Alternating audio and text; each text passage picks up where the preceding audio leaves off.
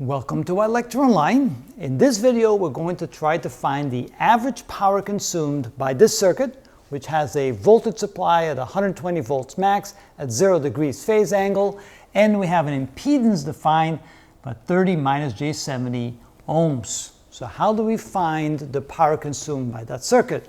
Well, the average power. So first, what we need to realize here is we need to find the maximum current and the maximum voltage. Now the maximum voltage can be found from right here. We can see that in this case Vmax is equal to 120 volts. Now we need to find Imax. So to find Imax, we find I, which is equal to V over Z, the voltage divided by the impedance according to Ohm's law. In this case, the voltage would be 120 volts divided by 120 volts at 0 degrees phase angle, divided by the impedance, which is 30 minus J70. Now here, to make that easier, we want to convert that into magnitude angle format. So we can do that. This is equal to 120 with a 0 degree phase angle divided by, using Pythagorean theorem, we find the magnitude, that's 30 squared plus 70 squared.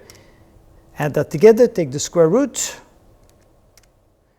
So that's 76.16 with a phase angle of, so we go down 70 and over 30, so that's 70 divided by 30 in the negative direction. Take the arctangent, which is 66.8 degrees. So now we can go ahead and say that the current is equal to, that's 120 divided by 76.16. That gives us 1.576.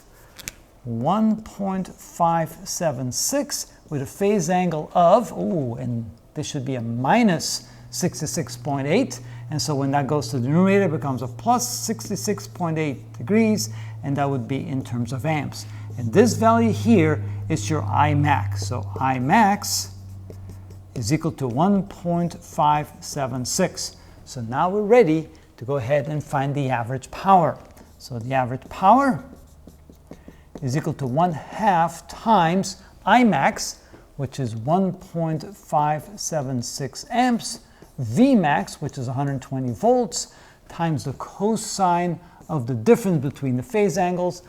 Theta sub I is a minus, no, it's a plus because I brought to the numerator. That makes it a plus 66.8 degrees minus 0 degrees for the phase angle of the voltage.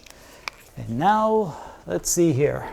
So we have 1.576 times 0.5 times 120 times 66.8. Take the cosine of that, and that equals 37.25.